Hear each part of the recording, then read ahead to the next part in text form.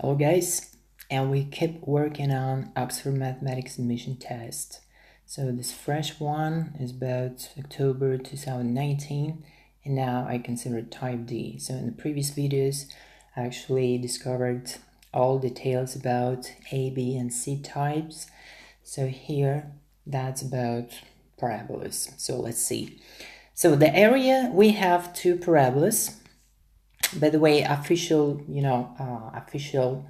PDF file or probably short YouTube explanation you can find there in description below and the link. So make sure you can download this paper in order to have all questions.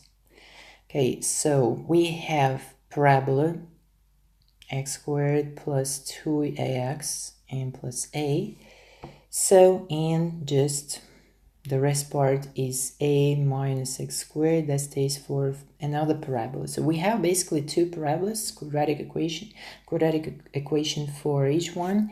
And we know that the area between two curves, okay, key words here, area between the curves is actually equals to 9. Okay, so first of all, I just want to mention you about calculus. And just remember, here we have two curves, no matter which one. So let's say f1 from x, and let's say another one, f2 from x. So the area under the curve, the area actually under the curve in between them. So basically we want to calculate the area in between two curves. So actually it's definite integral from a to b. That what x varies from, right? X from a to b. Okay. And we need to find the difference. So the top one minus the bottom one. And so actually what we can do, so we can take an absolute values, right? So we can put a brackets in attempt to, in a hope that the area should be positive, but it might be negative as well, right? So actually we take modulus or absolute value. So actually instead of like doing under integration sign in the integrand, so we actually can do the following. So take the limit, so take the square brackets and take the absolute value. Okay, so that's the ready to apply formula. So you need to define, of course, limits of integration. So the lower bound is a, while the upper bound is b. So how would you find them? You just need to equate those two functions to each other, right? That's standard approach.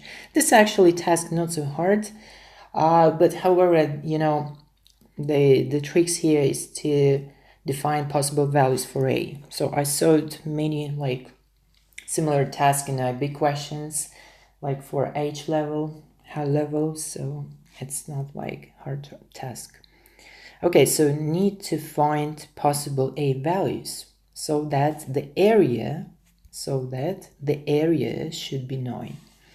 Okay, so let's try to do, let's just simply try first to integrate and set up the limits. So probably let's start from setting up the limits. So define the limits of integration, i.e. a and b, the limits of integration. Okay, so what we need to do, we need to equate two functions. All right, so obviously limits will contain a as a parameter. So we'll get x squared plus 2ax plus a equals to a minus x squared, from where we can simplify it and say that 2x squared plus 2ax equals 0 because a were cancelled simply. All right, so here we have two solutions. So first we factorize x and x is 0 or x is negative a. So this is sort of, we don't know actually where a stays. So it might be positive, it might be negative, so we don't care. We just simply integrate from a to b, from, let's say, this is starting value and this is the ending value, x2. So we simply now take the integral. So we establish the limits and boundaries. Let's say this is a. Oh, a equals a, it's not good, right? So that's why instead of probably a and b as limits of integration, we will use x1, x2, okay? So for not a, b confusing. So the second part, what we need to do, we need to take the integral of the difference of two functions, all right? So, but we already have the difference. So look here, that's actually f1 from x minus f2 from x. So in our case, i.e., this function minus that function. A will be cancelled and we're left with this part. So we just simply take in the integral. So from x1 to x2 from, so 2 we can factorize, we'll get x squared plus ax dx. All right? And just, it's very simple. So 2x cubed over 3 and plus ax squared over 2. So and 2 is the common, right? It's common factor. So we put the boundaries, let's say from 0 to negative a, and we actually need to take the absolute value, right? Because we calculate the area. But I want to take it a bit later. So up to the stage, just we need to take the integral. All right, so we'll have the following. So put negative a, so we'll get 2 times in brackets. We just simply put the limits, right? Negative a cubed over 3 minus, so we put the lower bound, just 0, and a and x squared is just simply a squared, so a cubed in total over 2, and we subtract 0 again. Okay, so finally what we'll get the following. So I transfer this right in here, so we'll get the following. So we'll get a cubed over 3 plus a cubed over 2. So let's do it in terms of common denominator. So it's 2 over 6, and simply 3 minus 2 will give you 1, so a cubed. So we'll get a cubed over 3.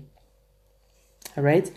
So, and a value, we don't know which value a, so that's why if we equate to the area, we need to take absolute value of a over 3, a cubed over 3. And we know, according to conditions, so our area should be 9, right? So we just simply plug this expression to be equal to 9. So we'll have two options, cubic root, so plus minus cubic root out of 3 times 9 is 27, so basically it's 3 cubed, and we'll get plus and minus 3. So both values delivered us a right area of 9. So the answer is B here.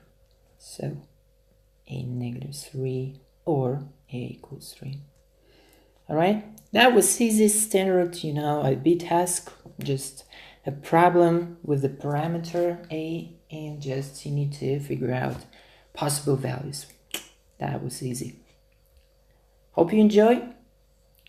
Don't forget to subscribe to be in touch with the latest updates, and see you later.